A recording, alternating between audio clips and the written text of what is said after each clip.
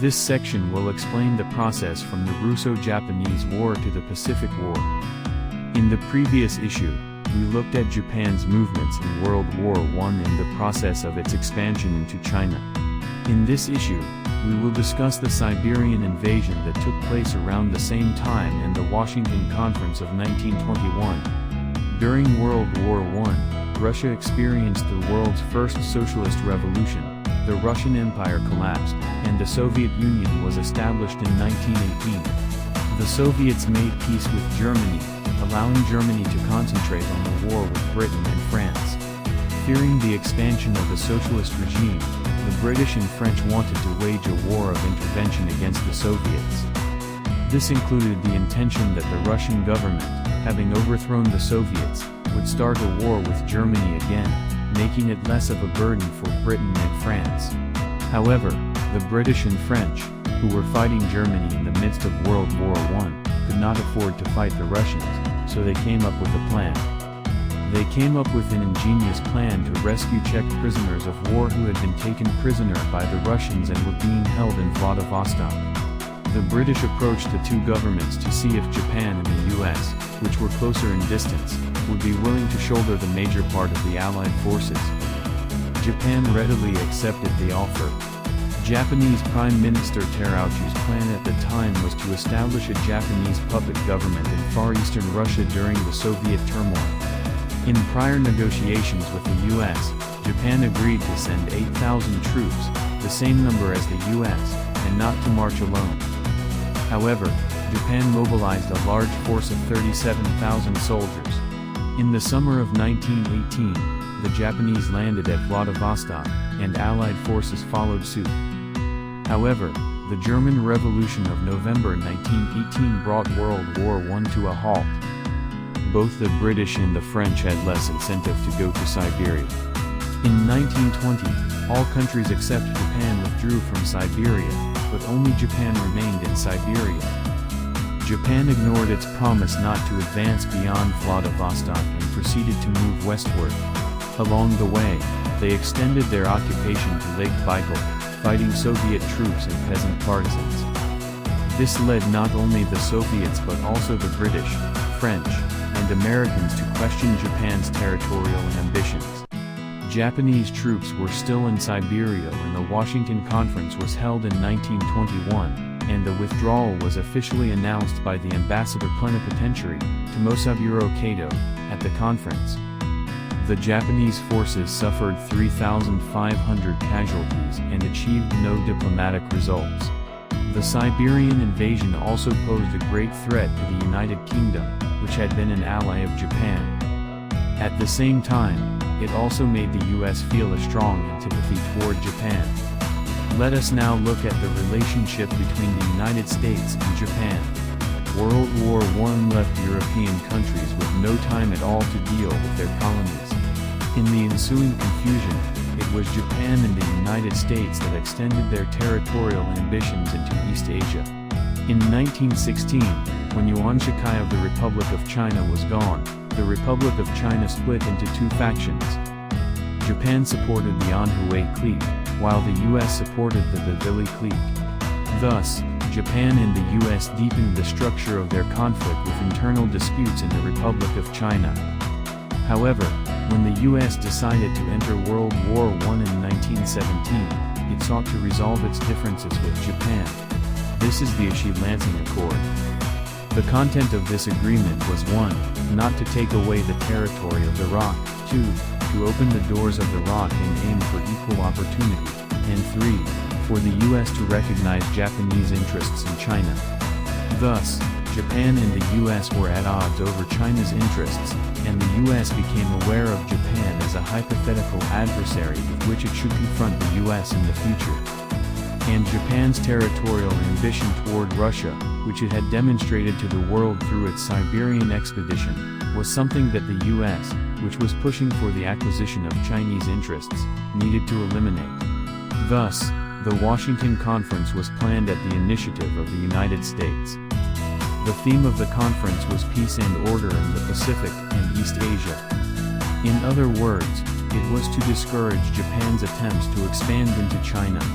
After China's defeat by Japan in the Sino-Japanese War, China lost many of its land rights to the Western powers. The countries that attended this conference were the 9 countries that had interests in China. The U.S. proposed to these countries to stop further competition for Chinese interests. The European countries that had suffered so much in World War I agreed. They were wary of Japan, which had put forward 21 articles of demands to the ROC. And since the U.S. was proposing that it could keep its current interests in China, there was no reason to oppose it. This treaty with China is called the Nine-Party Treaty. One of the topics on the agenda of this conference by the United States was the Order of the South Pacific Islands. This was triggered by the Treaty of Versailles, which granted Japan a mandate over the South Sea Islands Palau and Micronesia. These islands are on the line of movement between the U.S. and the Philippines, which the U.S. had colonized. The U.S. needed to prevent Japan from taking further ownership of the southern islands. Therefore, a treaty was concluded with the countries that have interests in the Pacific Islands to prohibit further territorial grabbing. This is called the Four-Party Treaty. And the U.S. has proposed a treaty of great security importance. It was the Naval Disarmament Treaty. At this time, the United Kingdom, the United States, and Japan, especially as island nations, were competing to build warships. This was due to the United States' decision to enter World War I and its plans for a major naval buildup. As a counterbalance to the US, the UK, which prided itself on being the world's leading naval power, also increased its military buildup. And after the Russo-Japanese War, Japan's navy had considered the United States as a hypothetical enemy and was thinking of increasing its military buildup. Naturally, Japan had no choice but to respond to the increase in the number of U.S. warships. However, the construction of warships requires a huge amount of money, and the cash-strapped countries of Great Britain and Japan were having a hard time. The U.S. proposed a limit on the number of warships that could be built by the world's major naval powers. It is proposed that the ratio of mainline ship ownership that the United Kingdom, the United States, and Japan can have be 10-10 to 6. This ratio of 60% was a slight reduction from the 70% that the U.S. had cited as a figure to which Japan could make concessions after deciphering Japanese codes. The good thing about U.S. diplomacy is that it does not negotiate at the 70% level that Japan can tolerate. Naturally, Japan rejected this proposal. The ambassador plenipotentiary for this meeting was Tomosaburo Kato. He was the Chief of General Staff of the Combined Fleet at the time of the Russo-Japanese War. He was the man who served aboard the flagship Mikasa, assisted Haichiro Togo, and contributed to the great victory at the Battle of the Sea of Japan. He was a strong advocate of naval arms expansion. However, he decided to accept the U.S. proposal at this meeting. He was also a politically adept man and later became Prime Minister of Japan. He said, "We had a very hard time with money during the Russo-Japanese War. Without money we could not fight a war. Right now, the only country that will buy Japan's government bonds is the United States." In other words, if relations with the U.S. deteriorate, it will be difficult even to raise funds for the war. Japan must have an adequate military without overstretching itself. Thus, he dismissed the arguments of the opposing navy and signed the Washington Disarmament Treaty. However, accepting the proposal for 60% ownership as it was would not help Japan's reputation. Thus, it demanded this of the United States. It will not scrap warships under construction. The U.S. would not reinforce its military bases on the islands of the Pacific it controlled. The U.S. accepted this proposal. Thus, the United States held the Washington Conference in order to curb the territorial dispute with Japan.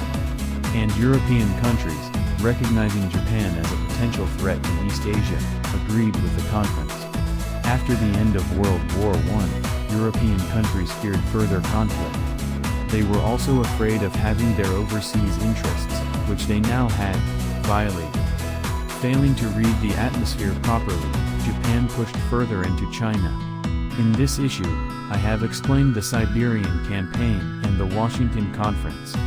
Next time, I will explain about the Imperial Army. If you enjoyed the article, please subscribe to our channel and click the like button.